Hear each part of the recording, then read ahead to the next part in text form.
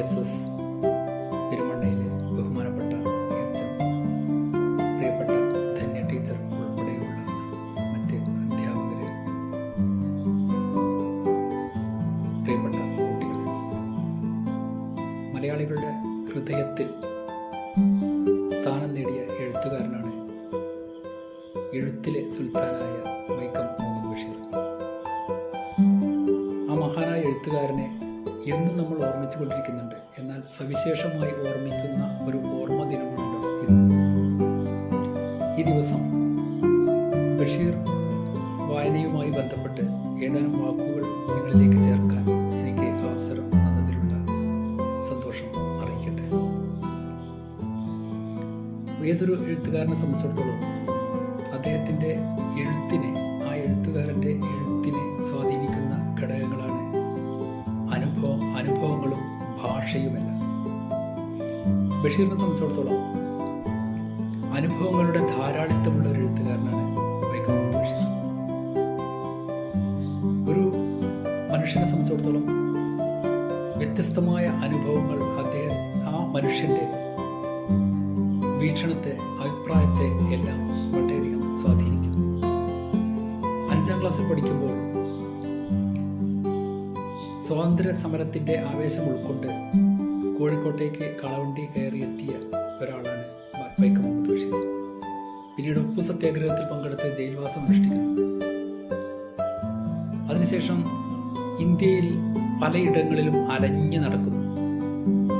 ആ അലച്ചിലിനിടയിൽ പലതരത്തിലുള്ള ജോലികൾ ചെയ്യുന്നു. മാജിക്കുകാരൻ്റെ സഹായിയായിട്ടും, ഹോട്ടലിൽ പാത്രം കഴുകുന്ന ആളായിട്ടും, അതുപോലെ തന്നെ സൂഫികളുടെ കൂടെ, ഹിന്ദു സന്യാസിമാരുടെ കൂടെ, അങ്ങനെ ഒരുപാട് ഇടങ്ങളിലൂടെ പല ജോലികൾ ചെയ്ത് പല മനുഷ്യരെ പരിചയപ്പെട്ട് പല മനുഷ്യരുടെ പല വിഭാഗങ്ങളിൽപ്പെട്ട മനുഷ്യരുടെ ഒക്കെ കൂടെ ജീവിച്ച് ജീവിതം എന്ന അനുഭവം,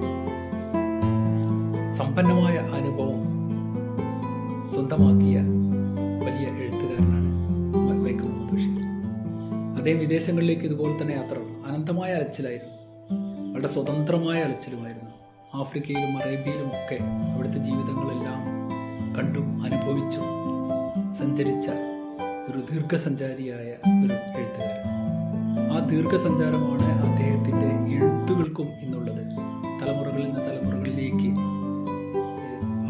ആളുകളുടെ ഭാവുകത്വം, അതുപോലെ തന്നെ ആസ്വാദനത്തിലുള്ള മനോഭാവം ഒക്കെ മാറുമെങ്കിലും ബഷീറിൻ്റെ കൃതികൾ അന്നും ഇന്നും ഒരുപോലെ ഏറെ വായിക്കപ്പെട്ടുകൊണ്ടിരിക്കുന്നു. ഒരു മനുഷ്യൻ്റെ ജീവിതത്തെ സംബന്ധിച്ചിടത്തോളം സ്വാതന്ത്ര്യം വളരെ പ്രധാനപ്പെട്ടതാണ്. ഈ സ്വാതന്ത്ര്യമില്ലായ്മയെ കുറിച്ച് ബോധവാനായ ബഷീർ സ്വാതന്ത്ര്യ സമരത്തിൽ പങ്കെടുക്കുന്നു. ഉപ്പു സത്യാഗ്രഹത്തിൽ പങ്കെടുത്ത് ജയിലിൽ വാസം അനുഷ്ഠിക്കുന്നു.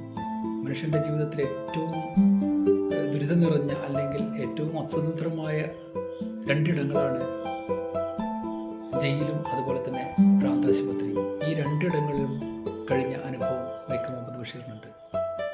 അതുപോലെ തന്നെ സ്വതന്ത്രമായി സഞ്ചരിച്ചതിൻ്റെ അനുഭവം. അങ്ങനെയുള്ള അനുഭവങ്ങളുള്ള ബഷീർ സ്വാഭാവികമായിട്ടും ഭാഷയിലെ വ്യാകരണത്തെ മാനിച്ചിരുന്നില്ല. വ്യാകരണബദ്ധമല്ലാത്ത സാധാരണ സമൂഹത്തിൻ്റെ പ്രാദേശിക ഭാഷ, ജീവിതത്തിൻ്റെ ഭാഷ സാഹിത്യത്തിൽ ഉപയോഗിക്കുകയാണ് ബഷീർ ചെയ്തിട്ടുള്ളത്. പ്രത്യേകിച്ച് മുസ്ലിം സമുദായം ഉപയോഗിക്കുന്ന, അല്ലെങ്കിൽ പ്രത്യേകതയായിട്ടുള്ള ആ ഭാഷ സാഹിത്യത്തിലേക്ക് കൊണ്ടുവരിക എന്ന അക്കാലത്ത് നടപ്പില്ലാത്ത ഒരു കാര്യം, അക്കാലത്ത് ഒരു അലിഖിതമായി അനുവദിക്കപ്പെടാത്ത ഒരു നിയമം പോലെ നിന്നിരുന്ന ഒരു കാലത്ത് സാഹിത്യഭാഷ എന്ന ഒരു പ്രത്യേക വേർതിരിവോടുകൂടി ഒരു സവർണ ഭാഷ, അല്ലെങ്കിൽ വളരെ പ്രൗഢമായ ഭാഷ മാത്രം സാഹിത്യത്തിൽ ഉപയോഗിക്കുക എന്ന ഒരു സങ്കല്പം ഉണ്ടായിരുന്ന കാലത്ത്, ആ കാലത്ത് സാധാരണ മനുഷ്യൻ്റെ, വിദ്യാഭ്യാസമില്ലാത്ത മനുഷ്യൻ്റെ, സാധാരണ പട്ടിണി കിടക്കുന്ന മനുഷ്യൻ്റെ, പലതരത്തിലുള്ള ജോലികൾ ചെയ്യുന്ന നിഷ്കളങ്കരായ നിസ്വരായ മനുഷ്യരുടെ ഭാഷയും ആ ജീവിതം ആവിഷ്കരിക്കാൻ അത്യാവശ്യമാണ് എന്ന് ബോധ്യത്തിൻ്റെ അടിസ്ഥാനത്തിൽ ഉപയോഗിക്കുകയും, ആ ഭാഷ ഉപയോഗിക്കുകയും, ആ ബോധ്യത്തിൻ്റെ അടിസ്ഥാനത്തിൽ തൻ്റെ വീക്ഷണങ്ങൾ ആവിഷ്കരിക്കുകയും ചെയ്ത ഒരു എഴുത്തുകാരൻ എഴുത്തുകാരനായതുകൊണ്ട് തന്നെയാണ് വൈക്കം മുഹമ്മദ് ബഷീറിനെ ഇന്ന് നമ്മൾ ഇത്രയും പ്രാധാന്യത്തോടെ, ഒരു വളരെ ആരാധനയോടെ നമ്മുടെ മനസ്സിൽ കൊണ്ടു നടക്കുന്നു. സാധാരണ മനുഷ്യരെ സംബന്ധിച്ചിടത്തോളം മനുഷ്യ ജീവിതം എന്ന് പറഞ്ഞാൽ നിരവധി വ്യവഹാരങ്ങളുടെ നിരവധി അനുഭവങ്ങളുടെ, നിരവധി തരത്തിലുള്ള വ്യവഹാരങ്ങൾ, ഇടപാടുകളുടെ ഒരു കൂട്ടമാണല്ലോ. അപ്പോൾ അത്തരത്തിലുള്ള വിവിധ ഇടപാടുകൾ നടത്തിക്കൊണ്ടിരിക്കുന്ന മനുഷ്യർക്ക് അത്തരം ഇടപാടുകൾ നടത്തുമ്പോൾ വ്യത്യസ്തമായിട്ടുള്ള രീതിയിലുള്ള ഭാഷാപ്രയോഗങ്ങളുണ്ടാകും. അതിനെ ആവിഷ്കരിക്കാൻ അത്തരത്തിലുള്ള ഭാഷ തന്നെ വേണമെന്ന ഉറച്ച ബോധ്യം വൈക്കം മുഹമ്മദ് ബഷീറിനുണ്ടായിരുന്നു. അതുകൊണ്ടാണ് വൈക്കം മുഹമ്മദ് ബഷീറിൻ്റെ കൃതികളിലൊക്കെ നമ്മുടെ ഇത്തരത്തിലുള്ള പ്രാദേശിക ഭാഷകൾ, മനുഷ്യൻ്റെ ജീവഭാഷ ഉപയോഗിച്ചിരുന്നത്. അതുകൊണ്ട് തന്നെയാണ് ആ സാമൂഹ്യ ജീവിത സന്ദർഭം കൃത്യമായി വായനക്കാർക്ക് കൃത്യമായി തീർന്നു. അത്തരത്തിലുള്ള ഭാഷ ഉപയോഗിച്ചത് മാത്രമല്ല, അത്തരത്തിൽ ഒരുപാട് കഥാപാത്രങ്ങൾ ബഷീർ സൃഷ്ടിച്ചിട്ടുണ്ട്. താൻ കാണുകയും പരിചയപ്പെടുകയും ചെയ്ത മനുഷ്യരിൽ നിന്ന് കഥാപാത്രങ്ങളെ ഉൾക്കൊണ്ട് അത്തരത്തിലുള്ള കഥാപാത്രങ്ങളെ സൃഷ്ടിച്ചിട്ടുണ്ട്. നമുക്കറിയാം, മുച്ചീട്ട് കളിക്കാരനെ അറിയാം. അതുപോലെ തന്നെ വേശ്യ, അദ്ദേഹത്തിൻ്റെ കഥാപാത്രം. അക്കാലത്തൊന്നും അവരെ ഒന്നും മുഖ്യ പ്രാധാന്യത്തോടു കൂടിയിട്ട് കഥാപാത്രമാക്കാൻ നടപ്പില്ലാത്ത ഒരു കാലത്ത് വേശ്യയെ കഥാപാത്രമാക്കിയിട്ട്, പോക്കറ്റടിക്കാരനെ കഥാപാത്രമാക്കിയിട്ട്, പട്ടിണിക്കാരെ കഥാപാത്രമാക്കിയിട്ട്, എന്തിനെ പാത്തുമ്മയെ കഥാപാത്രമാക്കിയ ബഷീറിൻ്റെ നോവൽ ആടും പ്രധാനപ്പെട്ട ഒരു കഥാപാത്രമാണ്. ഇങ്ങനെ നമ്മുടെ സാധാരണ ജീവിതത്തിൽ സാധാരണ മനുഷ്യൻ്റെ, പാവപ്പെട്ട മനുഷ്യൻ്റെ, നിസ്സരായ മനുഷ്യരുടെ, ജീവിതത്തിൻ്റെ പുറംപോക്കുകളിൽ കഴിയുന്ന മനുഷ്യൻ്റെ ഒക്കെ ജീവിതത്തെ അടയാളപ്പെടുത്താൻ അവരിൽ നിന്ന് കഥാപാത്രങ്ങളെ തിരഞ്ഞെടുക്കുകയും അവരെ ജീവിതം പോലെ ആവിഷ്കരിക്കുകയും അവരുടെ ജീവഭാഷ തന്നെ എഴുത്തിൽ ഉപയോഗിക്കുകയും ചെയ്ത ബഷീർ ഏറെ വായിക്കപ്പെട്ടു എന്നത് തീർച്ചയായിട്ടും കാലത്തിൻ്റെ ആവശ്യവും, അല്ലെങ്കിൽ ഏതൊരു വായനക്കാരനെയും ഏത് ഭാഷയാണ്, ഏത് രീതിയിലുള്ള ആവിഷ്കാരമാണ് ആകർഷിക്കുക എന്നതിൻ്റെ ഒരു തെളിവ് കൂടിയാണ്.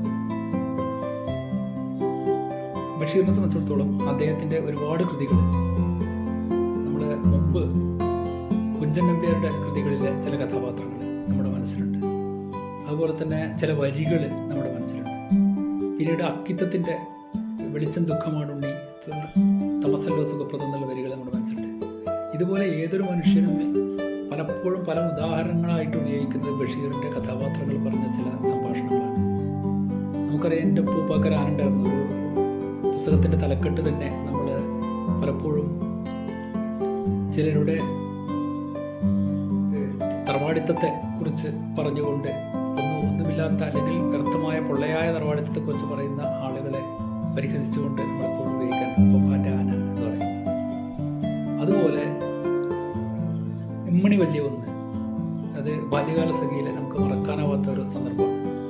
ബാല്യകാല സഖിയിലെ മജീദിനോട് അധ്യാപകൻ ചോദിക്കുന്ന ഒന്നും കൂട്ടിയാൽ എത്രയും ചോദിക്കുമ്പോൾ നമ്മുടെ ഗണിതാധ്യാപകർ, കണക്കിൻ്റെ അധ്യാപകർ നമ്മളെ പഠിപ്പിച്ചു തന്ന 2ന് പകരം മജീദ് ഉത്തരം പറയുന്നത് ഇമ്മണി വലിയ ഒന്നാണ്. നമ്മൾ പ്രപഞ്ചത്തിൽ നമ്മുടെ ചുറ്റുപാട് കാണുന്നത് തന്നെയാണ്.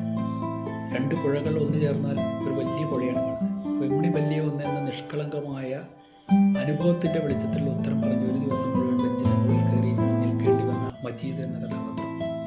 സുഹറ, അത് ബാല്യകാല സഖി നമ്മുടെ മനസ്സിൽ നിന്ന് ആ കാലത്ത് പ്രണയത്തിൽ ഒടുവിൽ പ്രണയിതാക്കൾ ഒരുമിച്ച് ശുഭപര്യാവസായിയായിട്ട് അവസാനിക്കുന്ന കഥകൾ വായിച്ച് ശീലിച്ച നമുക്ക് സങ്കടകരമായ പ്രണയകഥ വായിക്കാൻ അനുഭവമുണ്ടായി.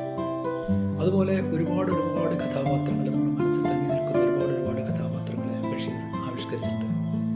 മനുഷ്യന് സ്വീകാര്യമായ, മനുഷ്യന് ഉപയോഗിക്കുന്ന സാധാരണ മനുഷ്യൻ്റെ ഭാഷയിൽ അദ്ദേഹം എഴുതിയിട്ടുണ്ട്. അതുപോലെ തന്നെ വാക്കാണ് എൻ്റെ ഭാഷ എന്നാണ് ബഷീർ പ്രഖ്യാപിച്ചിരുന്നത്. ഇങ്ങനെ സാധാരണക്കാരിൽ സാധാരണക്കാരനായി ജീവിച്ച് സാധാരണക്കാരൻ്റെ ഭാഷയിൽ എഴുതി നർമ്മം കൊണ്ട് ചിരിപ്പിക്കുകയും കരയിപ്പിക്കുകയും ചെയ്ത ഒരു എഴുത്തുകാരൻ. ധാരാളം എഴുത്തുകൾ അദ്ദേഹത്തിൻ്റെതായിട്ടുണ്ട്. മിക്കതും ചെറിയ കൃതികളാണ്. ആ കൃതികളൊക്കെ തന്നെ നമ്മൾ വായിക്കേണ്ടതാണ്. വായിക്കുമ്പോൾ നിത്യജീവിതത്തിലെ, പ്രത്യേകിച്ചൊരു കാലഘട്ടത്തിലെ സാധാരണ മനുഷ്യൻ്റെ ജീവിതം എന്താണെന്ന് നമുക്ക് കൃത്യമായിട്ട് മനസ്സിലാക്കാൻ എന്ന് മാത്രമല്ല അനുഭവിക്കാൻ കഴിയുന്ന തരത്തിലുള്ള എഴുത്തുകളാണ് വൈക്കം മുഹമ്മദ് ബഷീറിൻ്റെത്. അത് നർമ്മം കരയിക്കാനും ചിരിപ്പിക്കാനും കഴിയുന്നതാണ് തെളിയിച്ച എഴുത്തുകാരനാണ് വൈക്കം അദ്ദേഹത്തിൻ്റെ ചരമദിനത്തിൽ തീർച്ചയായിട്ടും എഴുത്തുകാരന് മരണമില്ല എന്ന് പറയുന്നതിന് കാരണം എഴുത്തുകാരൻ മരിച്ചാലും അദ്ദേഹത്തിൻ്റെ സ്വപ്നങ്ങളും സങ്കടങ്ങളും എല്ലാം ആവിഷ്കരിച്ചിട്ടുള്ള, അദ്ദേഹത്തിൻ്റെ വീക്ഷണങ്ങൾ ആവിഷ്കരിച്ചിട്ടുള്ള, അദ്ദേഹത്തിൻ്റെ അനുഭവങ്ങൾ, അഭിപ്രായങ്ങൾ എല്ലാം ആവിഷ്കരിച്ചിട്ടുള്ള, അദ്ദേഹം ഉണ്ടാക്കിയിട്ടുള്ള സങ്കല്പ ലോകം, ബാക്കി വെച്ചിട്ടുള്ള സങ്കല്പ ലോകം നമുക്ക് തന്നു പോകുന്നത് കൊണ്ടാണ് നമ്മുടെ എഴുത്തുകാരന് മരണമില്ല എന്ന് പറയുന്നത്. അത് എഴുത്തുകാരൻ്റെ കൃതികൾക്ക് മരണമില്ലാത്തതുകൊണ്ട്. അപ്പോൾ മരണമില്ലാത്ത കൃതികളിലൂടെ ഇന്ന് നമ്മൾ ജീവിക്കുന്ന ഈ എഴുത്തുകാരനെ, എഴുത്തിൻ്റെ സുൽത്താനെ ഓർമ്മിച്ചുകൊണ്ട് ഇവിടെ നിങ്ങളിലേക്ക് ഏതാനും വാക്കുകൾ ചേർക്കാൻ അവസരം തന്നതിൽ ഉള്ള നന്ദി അറിയിച്ചുകൊണ്ട് ഒരു വായനയുടെ നല്ല വർഷം എല്ലാവർക്കും ഉണ്ടാവട്ടെ എന്ന് ആശംസിച്ചുകൊണ്ട് നിർത്തുന്നു. നന്ദി, നമസ്കാരം.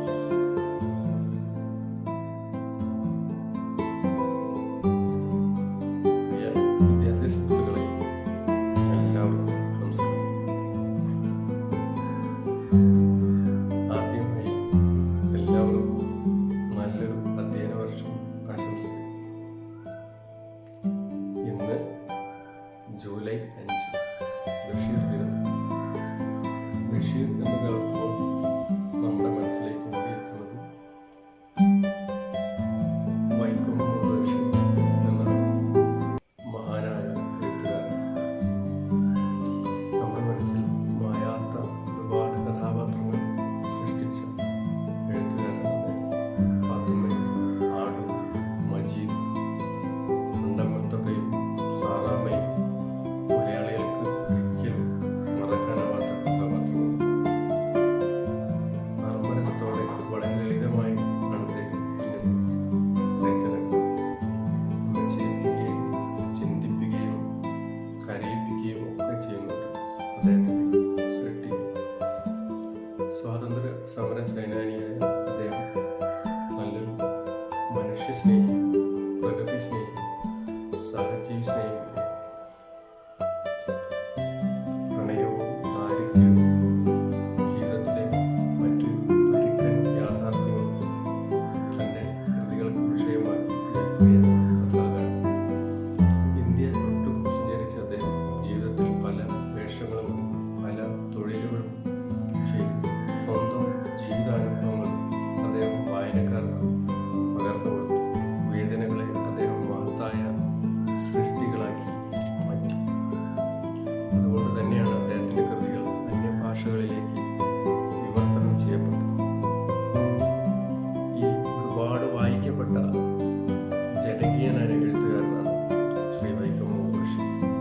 ഈ മഹാനായ മനുഷ്യസ്നേഹിയായ, പ്രകൃതി സ്നേഹിയായ, സഹജീവി സ്നേഹിയായ എഴുത്തുകാരനെ നമുക്ക് നന്ദിയോടെ സ്മരിക്കാം.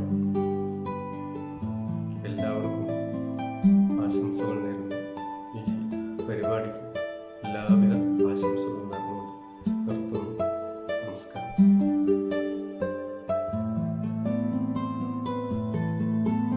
ഈ ബഷീർ ദിനത്തോടനുബന്ധിച്ച് നമ്മുടെ കൊച്ചു കൂട്ടുകാരോട് ഷാഹിന മാമിനും അനീസ് സാറിനും ടാറ്റയുടെ പേരിൽ പങ്കുവയ്ക്കാനുള്ള സന്ദേശം എന്താണ്? ഷാഹിന മാം.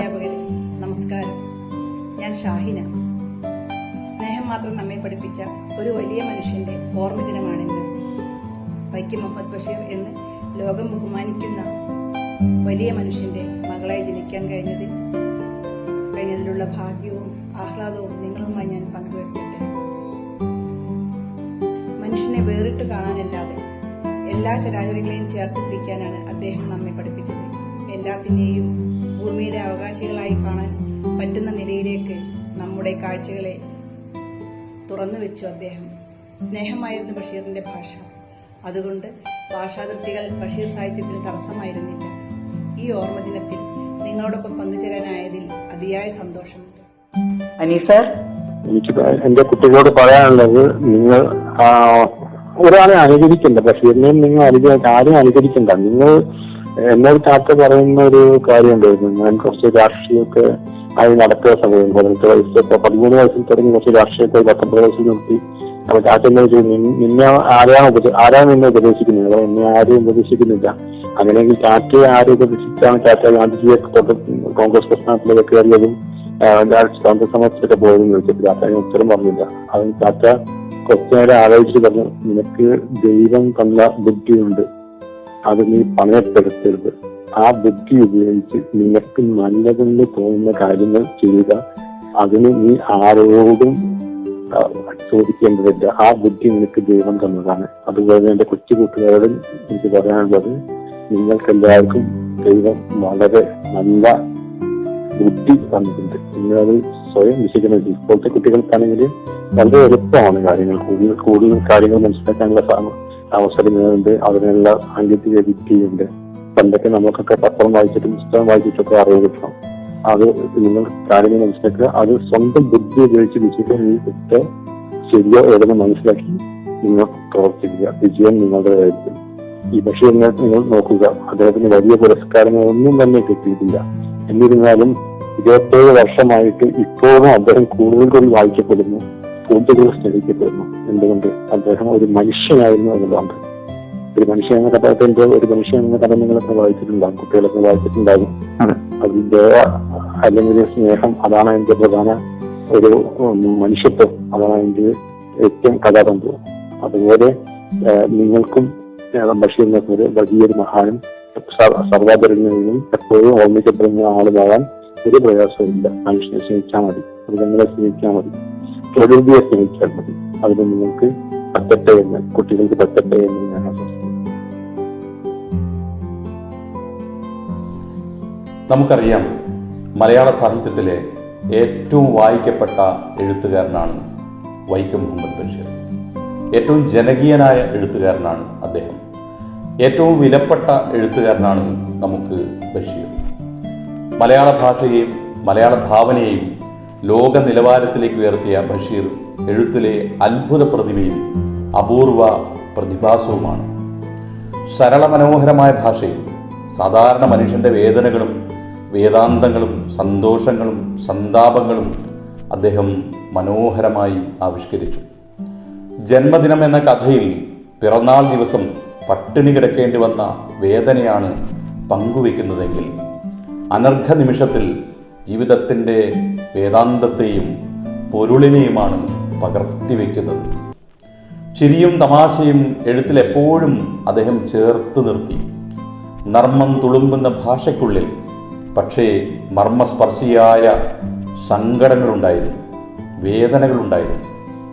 ബഷീറിന് ചുറ്റും എപ്പോഴും സുഹൃത്തുക്കളും സന്ദർശകരുമായിരുന്നു. അവരെ സന്തോഷിപ്പിക്കാൻ അദ്ദേഹം പല തമാശകളും പല നർമ്മങ്ങളും പറയും.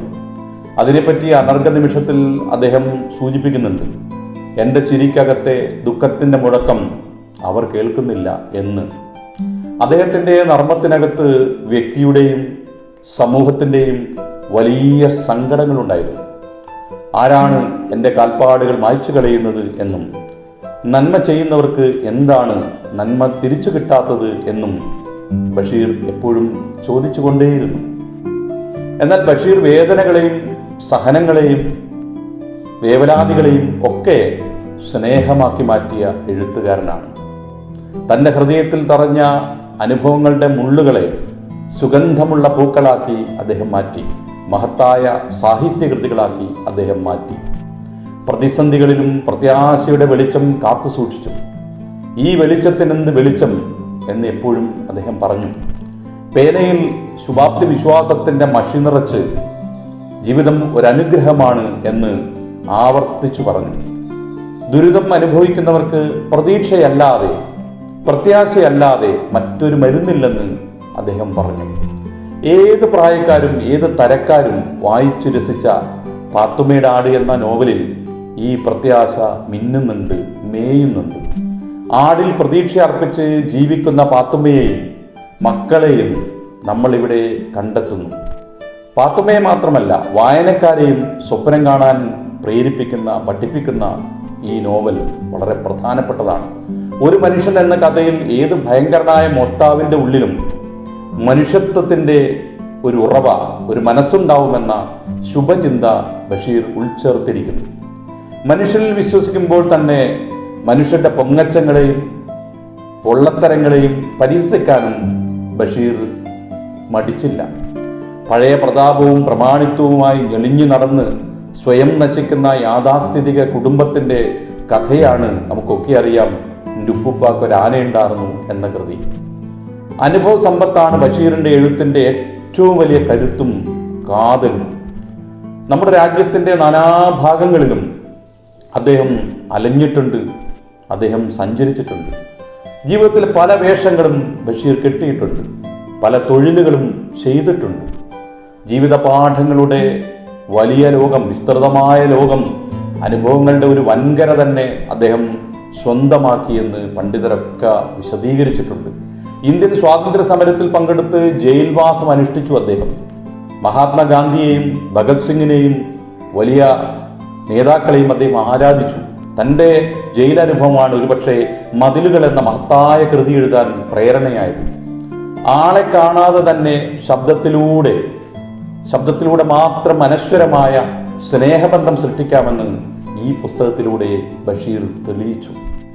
ഉള്ളിൽ സ്നേഹമുണ്ടെങ്കിൽ പുറത്തെ ഏത് അസ്വാതന്ത്ര്യത്തെയും സ്വാതന്ത്ര്യമാക്കി മാറ്റാമെന്ന വലിയ ആശയമായിരുന്നു ആ കൃതി നമ്മളോട് പറഞ്ഞത്.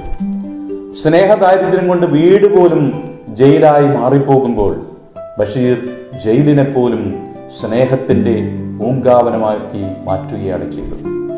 മനുഷ്യവിരുദ്ധമായ എല്ലാ മതിലുകൾക്കും അപ്പുറമാണ് ഹൃദയബന്ധമെന്ന് സാറാമ്മയുടെയും കേശവൻ നായരുടെയും കഥ പറയുന്ന പ്രേമലേഖനത്തിൽ ബഷീർ വെളിപ്പെടുത്തുകയുണ്ടായി.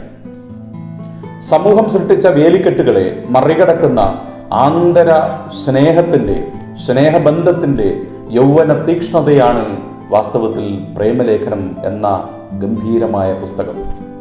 വിശപ്പറിഞ്ഞും വിയർപ്പണിഞ്ഞും സ്നേഹിച്ചും സ്നേഹിക്കപ്പെട്ടും ജീവിതത്തെ സുഗന്ധമുള്ളതാക്കി മാറ്റുന്ന എത്രയെത്ര കഥാപാത്രങ്ങളെ തൻ്റെ അനുഭവ പരിസരത്തിൽ നിന്ന് ബഷീർ നമുക്കായി സൃഷ്ടിച്ചു വെച്ചിട്ടുണ്ട്. മലയാളികളുടെ ഹൃദയത്തിൽ സ്ഥാനം പിടിച്ച, വായനക്കാരുടെ ഹൃദയത്തിൽ സ്ഥാനം പിടിച്ച ആ കഥാപാത്രങ്ങളെ ജീവിതത്തിൻ്റെ ഓരോ സന്ദർഭങ്ങളിലും നമ്മൾ ഓർത്തുകൊണ്ടേയിരുന്നു. ആനവാരി രാമൻ നായർ, അതുപോലെ എട്ടുകാലി മമ്മൂഞ്ഞി, പൊൻകുരിശ് തോമ, മണ്ടൻ മുത്തപ്പ, ഒറ്റക്കണ്ണം പോക്കർ, അതുപോലെ പാത്തുമ്മ, സൈനബ, നിസാർ അഹമ്മദ്, മജീദ്, സുഹറ, നാരായണി, കേശവൻ നായർ, സാറാമ്മ, അങ്ങനെ എത്രയെത്ര കഥാപാത്രങ്ങൾ. കഥയാണോ ജീവിതമാണോ എന്ന് നമ്മൾ അമ്പരന്ന് പോകുന്ന കഥാമുഹൂർത്തങ്ങൾ.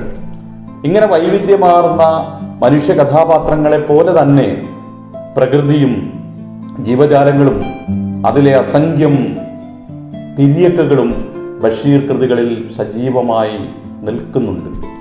പുഴുവിനും പുല്ലിനും അതുപോലെ പൂമ്പാറ്റയ്ക്കും അതുപോലെ തന്നെ വവ്വാലിനും മാനിനും മീനിനും കാക്കയ്ക്കും പൂച്ചയ്ക്കും പാമ്പിനും കീരിക്കും കുറുക്കനും കുരങ്ങനുമെല്ലാം ബഷീർ തൻ്റെ സർഗാത്മകമായ മണ്ണിൽ, തൻ്റെ ഭാവനയുടെ മണ്ണിൽ ഇടം കൊടുത്തു.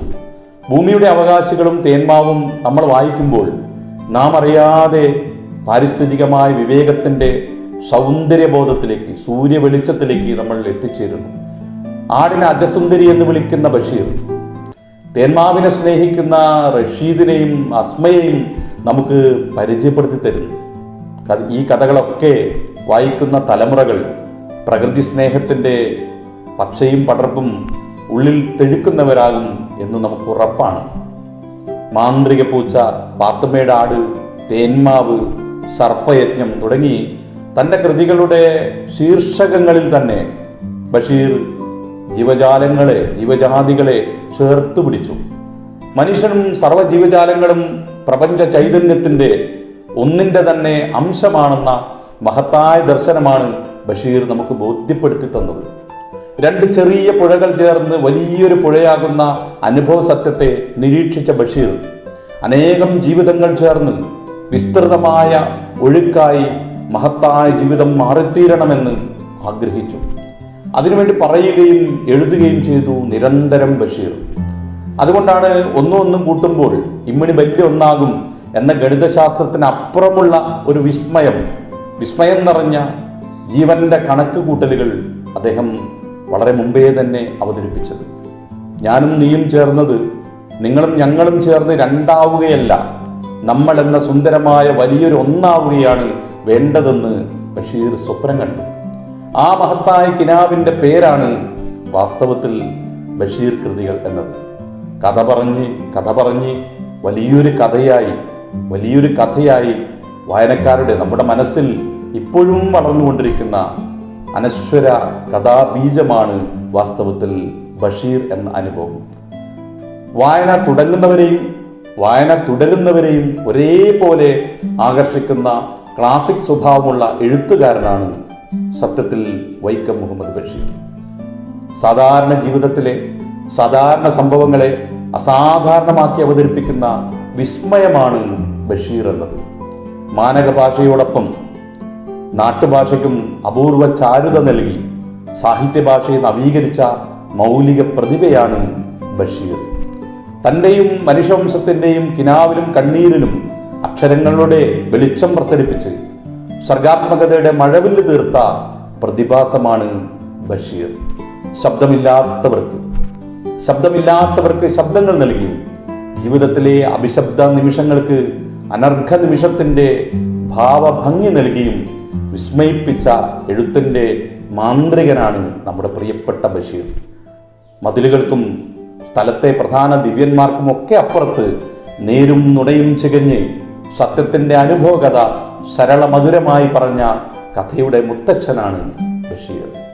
മരണത്തിൻ്റെ നിഴൽ ഭയപ്പെടാതെ ഓർമ്മയുടെ അറകൾ തുറന്ന് തൻ്റെ ചുറ്റുമുള്ളവരെ കഥാപാത്രങ്ങളുടെ വിശുദ്ധ പദവി നൽകി വിശ്വവിഖ്യാതരാക്കി മാറ്റിയ എഴുത്തിൻ്റെ സുൽത്താനായിരുന്നു വൈക്കം മുഹമ്മദ് ബഷീർ. പ്രിയപ്പെട്ടവരെ, ഈ ബഷീർ ദിനത്തിൽ എല്ലാവർക്കും സ്നേഹാശംസകൾ അറിയിച്ചുകൊണ്ട് ഞാൻ നിർത്തുന്നു.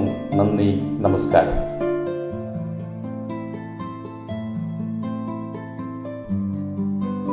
പെരുമണ്ണ ഗവൺമെന്റ് ഹയർ സെക്കൻഡറി സ്കൂളിലെ എല്ലാ കൊച്ചു കൂട്ടുകാർക്കും ടീച്ചറുടെ ഹൃദയം നിറഞ്ഞ നമസ്കാരം.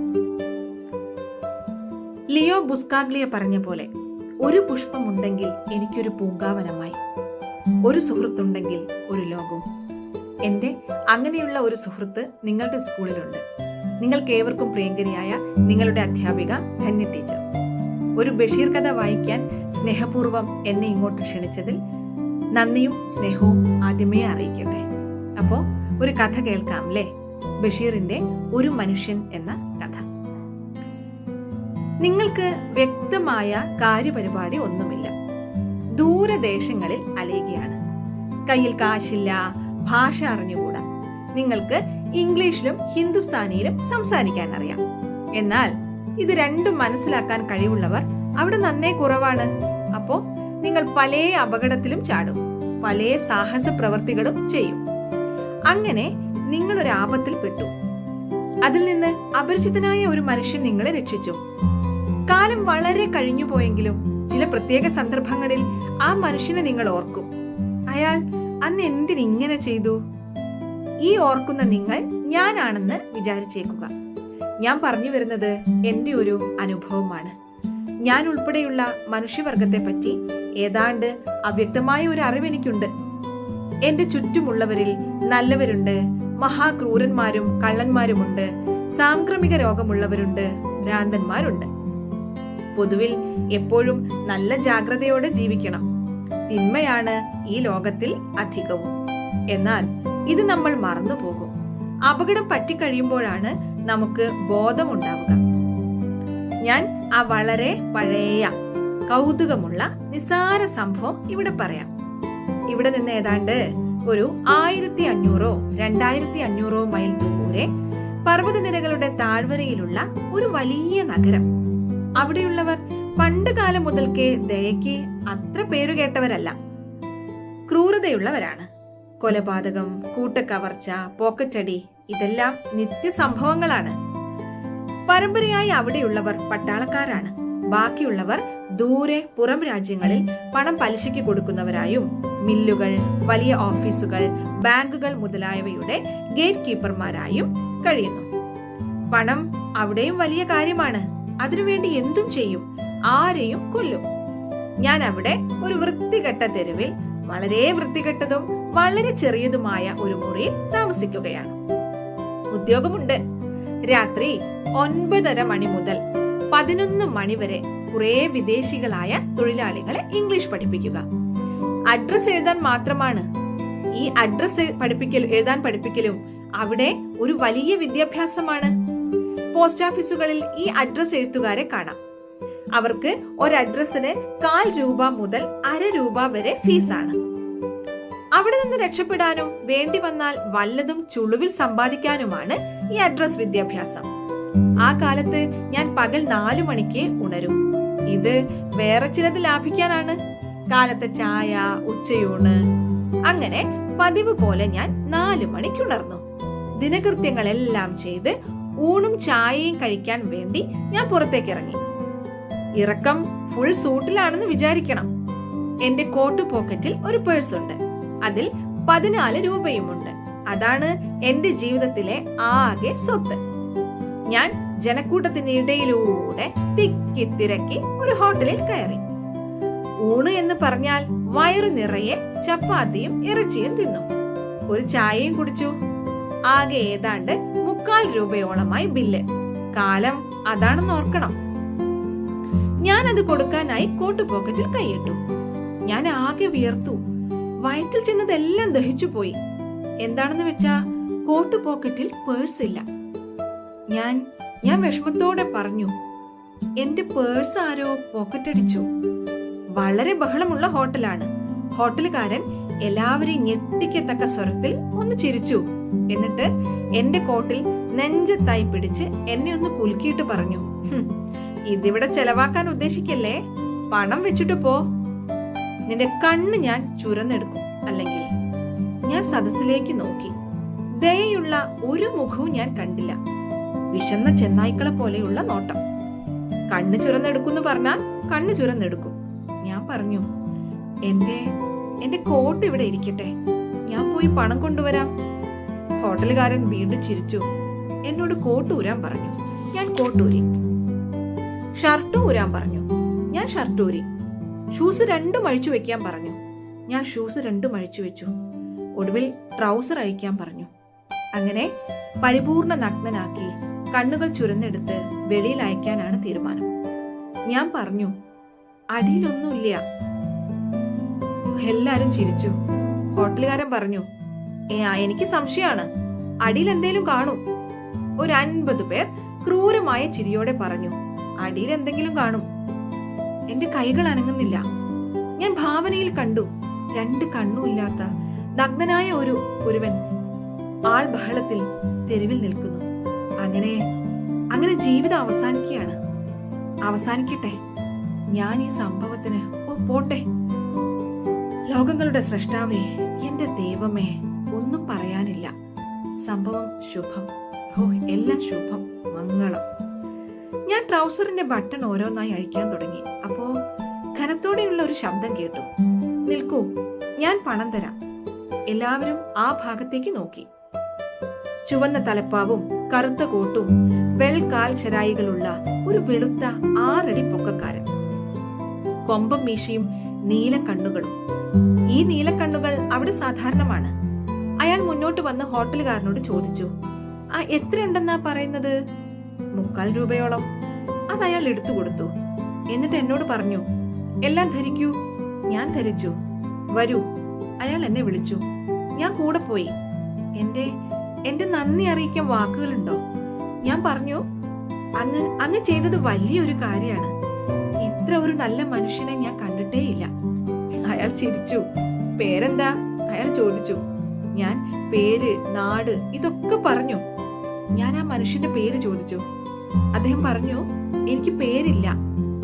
ഞാൻ പറഞ്ഞു, എങ്കിൽ ദേവു എന്നായിരിക്കും പേര്. അയാൾ ചിരിച്ചില്ല. ഞങ്ങൾ അങ്ങനെ നടന്ന് വിജനമായ ഒരു പാലത്തിൽ ചെന്നു ചേർന്നു. അയാൾ ചുറ്റിലും നോക്കി. മറ്റാരും അടുത്തൊന്നുമില്ല. അയാൾ പറഞ്ഞു, നോക്ക്, തിരിഞ്ഞു നോക്കാതെ പോണം. എന്നെ ആരെങ്കിലും കണ്ടോ എന്ന് ചോദിച്ചാൽ കണ്ടില്ലെന്ന് തന്നെ പറയണം. എനിക്ക് കാര്യം മനസ്സിലായി. അയാൾ 2-3 പോക്കറ്റുകളിൽ നിന്ന് 5 പേഴ്സുകൾ എടുത്തു. 5. കൂട്ടത്തിൽ എന്റേതും. ഇതിലേതാണ് നിങ്ങളുടേത്? എന്റേത് ഞാൻ തൊട്ട് കാണിച്ചു. തുറന്നു നോക്കൂ. ഞാൻ തുറന്നു തുറന്നു നോക്കി. പണം എല്ലാം ഭദ്രമായി അതിലുണ്ട്. ഞാനത് എന്റെ പോക്കറ്റിലിട്ടു.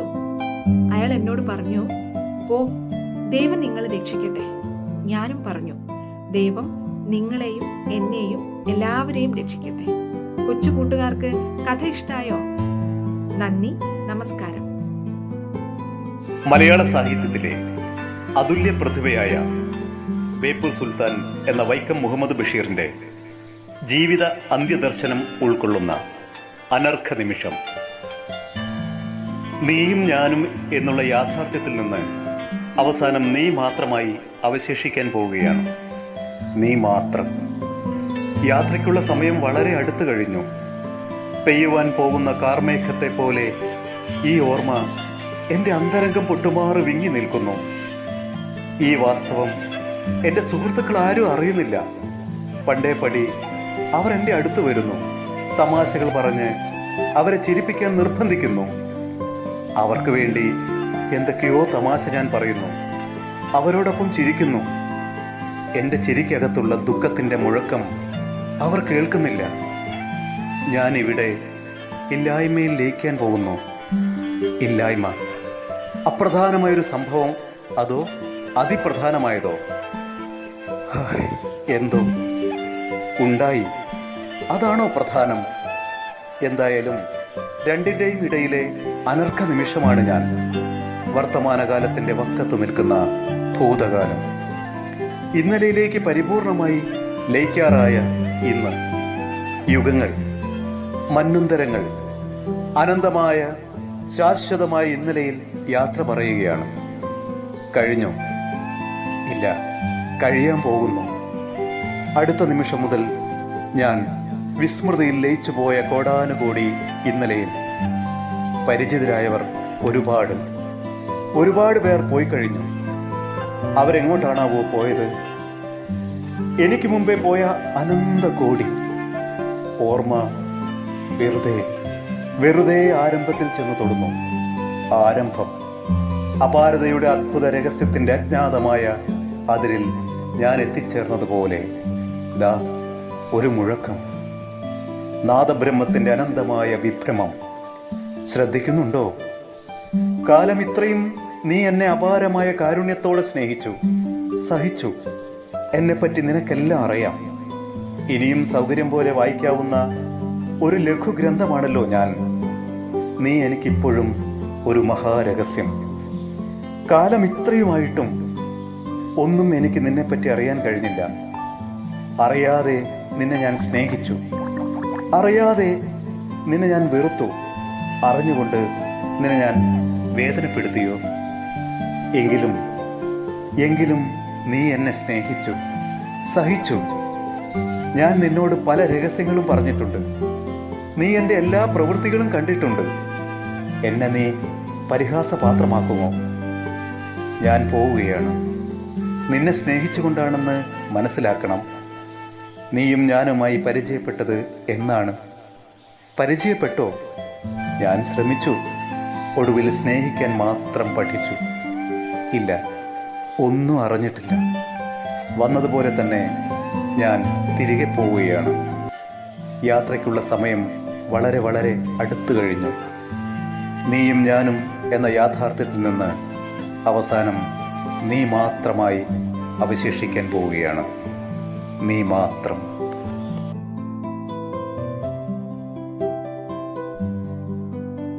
എന്റെ പേര് അനു. ഞാൻ ബഷീറിന്റെ പാത്തുമ്മയുടെ ആട് എന്ന നോവലിലെ പാത്തുമ്മ എന്ന കഥാപാത്രത്തെയാണ് അവതരിപ്പിക്കുന്നത്.